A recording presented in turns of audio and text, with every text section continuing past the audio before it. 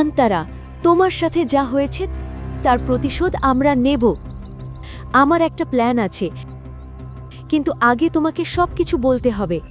অন্তরার চোখ, যা সবসময় ঝলমল করত, এখন কাঁদতে কাঁদতে ফুলে গেছে। তার মুখে যন্ত্রণা স্পষ্ট দেখা যাচ্ছিল। কয়েকদিন আগে কিভাবে তার জীবনে ঝড় নেমে এসেছিল তা সে মনে করতে শুরু করল। আমি কি কোনোদিন মা হতে পারবো না? কিন্তু আমার বিয়ে তো সেই শর্তেই হয়েছিল যে আমি তাকে একটা সন্তান দেব। রিপোর্টটা অন্তরার হাত থেকে পুড়ে গেল। এক মুহূর্তে তার জীবনের সব সুখ দুঃখে পরিণত হলো। আমি আগেই জানতাম সমস্যা তোমার মধ্যেই।